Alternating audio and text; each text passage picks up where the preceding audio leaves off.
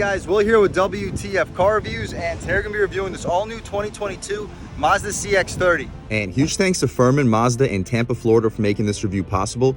These guys have an impressive dealership. I'll leave a link to their inventory below, and if you're looking for a premium vehicle in the Tampa area, I would definitely recommend checking these guys out. And for those of you guys who don't know, the CX-30 has been Mazda's subcompact crossover since 2020. That's when the first generation was released, so it's a relatively new vehicle. For 2022, it comes equipped in 8 different trim levels and 2 different engine options, starting with Mazda's famous 2.5-liter naturally aspirated 4-cylinder motor making 186 horsepower, 186 pound-feet of torque. Also, Mazda's 2.5-liter turbo making, with premium fuel, 250 horsepower and 320 pound-feet of torque. Available in front-wheel drive and all-wheel drive. Here we have the all-wheel drive and the premium package, which starts around $30,000, actually a couple $100 more than the turbo. So as far as the 2.5-liter variant, this is the top of the line CX-30 starting around $30,500. What do we get for that money?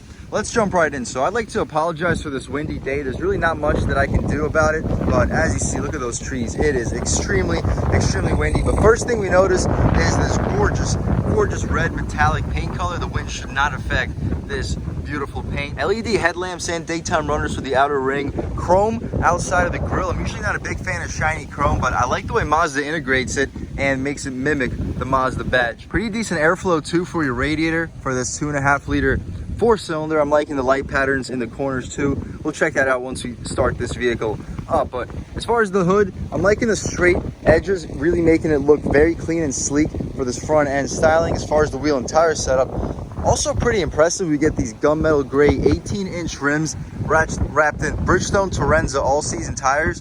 Dimensions being 215, 55 R18s. So 215s aren't the widest compound, but this vehicle has all-wheel drive. So as far as grip, the CX-30 should be more than fine. The 55 series compound should also really aid with ride quality. If you plan on taking this all-wheel drive SUV off-roading, we do get plastic cladding, and for the rocker panels too, rear end also plastic cladding, smart access for the driver and the front passenger. Body color, mirror with an LED turn signal on it. I am liking this mirror overall. The glass fills up the frame really nicely. Blind spot monitoring, smart access for the driver and the front passenger, as we mentioned. Chrome trim for the bottom, blacked out B-pillar, and it's all blacked out.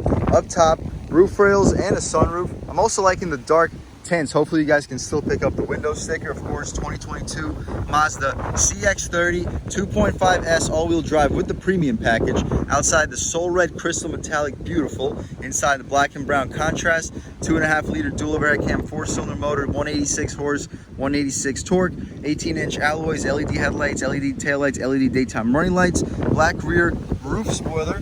Also looks super clean.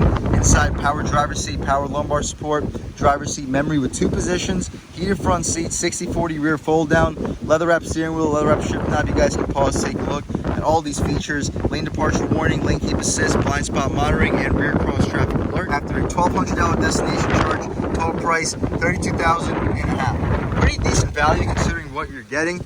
We get no push to open gas tank. I'll show you the latches inside. Same wheel and tire setup out rear. Just a smaller brake caliper will be the only difference.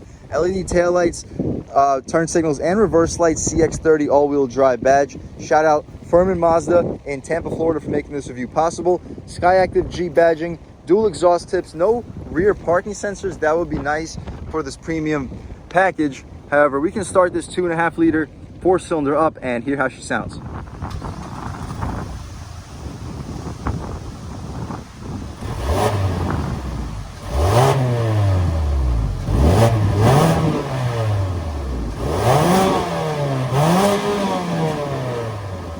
Alright guys, that was of course the sound of the 2.5-liter 4-cylinder sold by Mazda for this 2022 CX-30. As soon as you figure out this latch, we can open it up. We don't get struts, got to figure out the prop rod, and we can check it out. Of course, your Skyactiv G 4-cylinder making 186 horsepower, 186 pound-feet of torque, enough to get this 3,300-pound crossover to 60 around 7 to 7.5 seconds, making it decently quick considering what it is. Aluminum stick connecting your strut towers should really help when it comes to handling, but what you see is basically what you get. We can shut that up right there. Get a good look at your headlights and your daytime running strips below. Really liking this front styling. As far as the interior, let's step over here and check it out, get out of this ridiculous wind. and see what we got. So really premium interior. You get a soft touch door panel up top, stitching underneath it with the Bose premium audio system. I like how this aluminum strip integrates really flushly with the aluminum door handle. Really gushy soft armrest, soft touching between the two. Auto one touch for all four. Four-way adjustable mirrors. The storage is also impressive. You're easily fitting a 6-inch sub, 16-ounce water bottle with a nice gray material for this hard plastic trim. The seats, I'm really liking that little red dots for the perforated leather. Really comfortable seats. As far as the adjustability, we get two-way lumbar control, recline, drop, lift, and slide the seats. As far as the interior itself, we can take a step inside and really check it out. And first thing we notice is the steering wheel. Typical Mazda steering wheel, pretty thick, nice 10-2 bolstering notches, making the 10-2 nice to hold, 9-3 just about perfect. No flat bottom, but I'm still liking it. Mazda badge has a nice rubberized texture. As far as the horn, pretty aggressive sounding horn. People should definitely be getting out of your way. You can adjust the volume, skip your songs, voice commands, info, adjust this little heads up. We're currently looking at a digital speedo with the advanced safety features next to it. Now we get an analog digital speedo and a driver information display inside of that analog digitally illuminated speedometer. But I'm gonna leave it here for the advanced safety features. We get a 6,500 RPM tachometer, coolant temperature next to it, gas level to the right of it. Other than that, to the right side, radar cruise control, which is nice for a $30,000 SUV. You can set it right here with hill descent control. The turn signal stocks, auto headlights, not the highest quality click in the business, but it's right up there, more than good enough. Rain sensing wipers, great feature. To the left of the steering wheel, we can turn off our 360. We get rock climb mode, open up our tailgate, two-person memory seats, pretty nice. And the tilt and telescope function, get a good look at your pedals. To open up the hood, the latch right beneath. The dashboard is all soft touch material, nice stitching for this portion. 8.8-inch display. Not really liking how it's tucked away, so it could be pretty tricky to see. As far as navigation, we do not have the SD card hooked up, but it's still nice. We get information, entertainment, communication, navigation, and settings. As far as settings, this is everything that you can potentially adjust. Sound settings, this sound system sounds really good. If you turn off the bass, it really bumps. The center portion is this really nice soft touch material, auto climate control, heated seats, no ventilated seats, no wireless charger either, 2 cup holders, gear selector controlling your 6-speed automatic transmission, dated, not gonna keep complaining about it. Backup camera, super high resolution, no trajectory, but we do get guidance lines. As far as the manual shift controls, they're in the proper directions. You can upshift and downshift. We also get paddle shifters for this premium CX-30. We can throw right back into park, electronic parking brake, sport mode. The not iDrive, but the infotainment adjustments are right here. This is not a touchscreen, of course. You can go home, media, navigation, and back. The volume adjustment and skip control right over here. Super convenient for both the driver and the passenger. Favorites. This trim isn't actually white. This is all piano black. This is just tape that I'm leaving for the potential owner of this vehicle. We get this really soft touch stitched leather material for where your knee will often hit. Really soft, super soft armrest, one of the softer ones we reviewed in this channel. As far as the armrest or center console space, pretty spacious. You should be able to fit at least a 6-pack of 12-ounce cans. We got 2 USB ports and a 12-volt. As far as the glove box, we can pull this latch. It is damped, 2-tier storage, not laminate felt, wouldn't really be expected. I'm liking the 2 air vents right above it. They fit pretty flushly. I'm liking this interior overall. One complaint, we don't get an auto dimming rear view mirror. That would be expected for a $30,000 subcompact, but to dim it, you just pull this flap back and forth. Interior lighting, LED, that is nice. Sunroof, not a moonroof. We can open it up right here. Again, super windy day in Tampa, Florida, but it's still sunny and about 85 degrees, almost 90 degrees actually, but that breeze is really helping us stay alive. Actually, 90 degrees on the dot. But that's about it for this interior. Really impressive when it comes to the premium feel of it. Can't wait to take this car out for a drive and really see how it performs.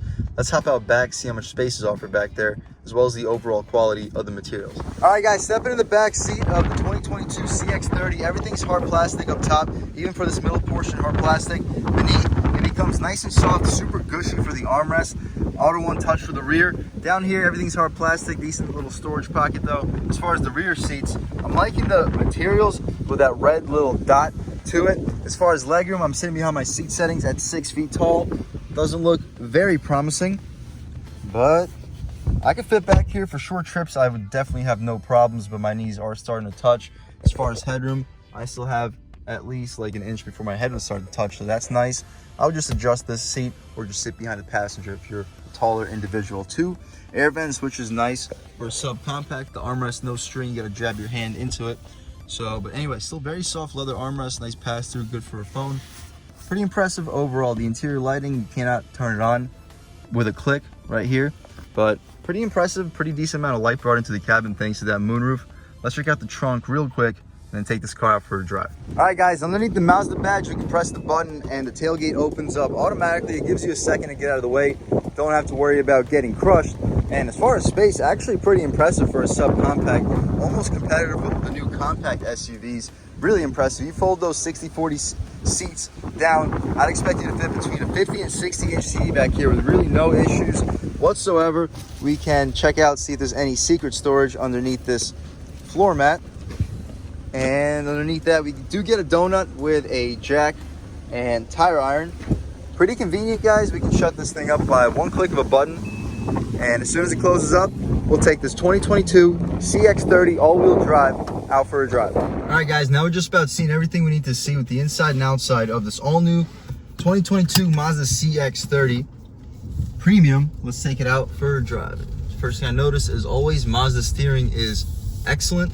The heads-up display also very, very nice to see if I haven't noticed that, if I haven't mentioned that already. And I know that I usually don't mention that for some reason, but this vehicle does have a heads-up display. The throttle response is also incredible. You get out of the hole really quick with this gas pedal. It feels strong. When I first got into it and I was setting up for the parking spot, I had to double check the window sticker because I thought this might have been the turbo, because it really does pick up speed really impressively. Right here, good spot for a acceleration off the line, and the steering, the vehicle changes direction as soon as you turn the wheel. Right here, off the line.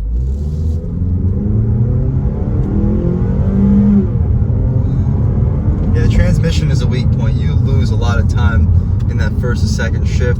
A nice quick shifting 8-speed automatic would really do wonders for this vehicle, but it's an extremely windy day in Tampa, and I hear just about zero wind noise. We don't get dual pane windows like we got with the CX-5 Turbo Signature, but it's still really nice. We can try out sport mode real quick. Sport, try these manual shifts, first gear. Woo! Nice, and it does short shift you at around 6,000, but that's still pretty high revving 4-cylinder motor. We can step out into the roundabout. It feels so sharp. The steering here, it feels sharper than the CX-5.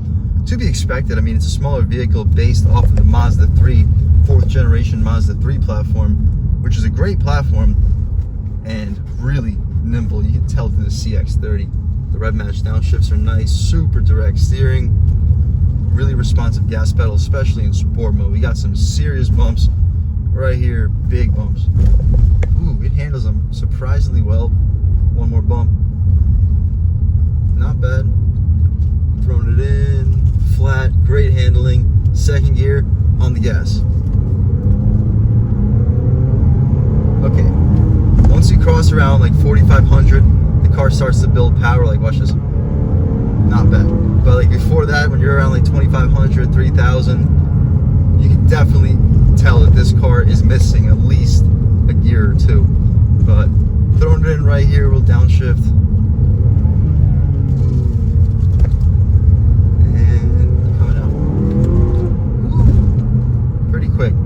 Not gonna lie, not bad. I'll throw in the POV camera, try to give you guys a first-hand look driving this car, and I'll catch back with you in 1 sec. All right, guys, taking a step out. We'll do a little rolling start. First gear, go. Ooh, nice. But you see, that first and second drop off just about takes all your momentum away. But we'll hit this turn a little quicker than we should.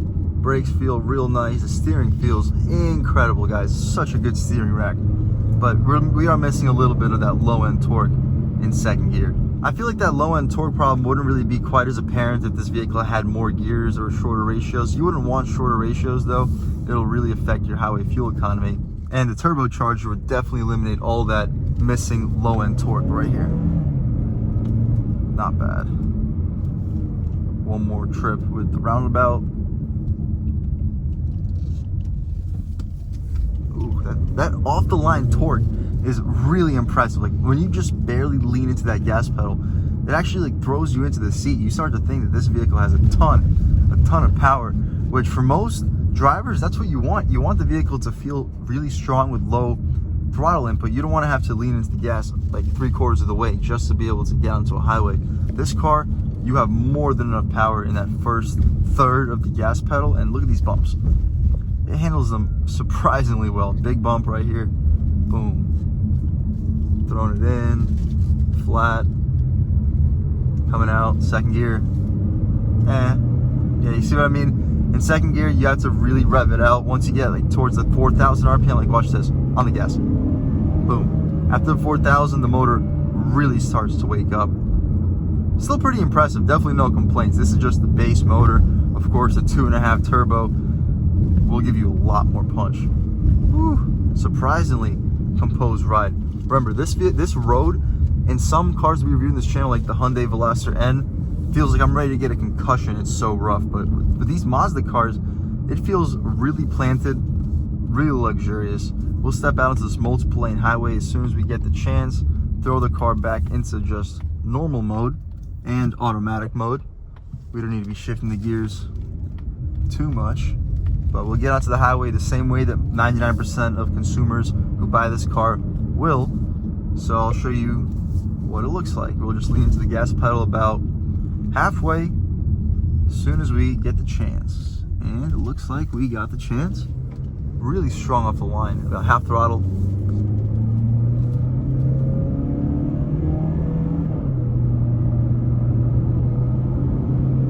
Goes to about 4,600 RPM, and we get to speed real nice and quickly.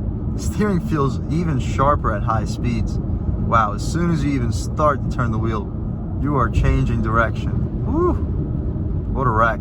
And we could try a real world U-turn right over here, see how this vehicle's turning radius is.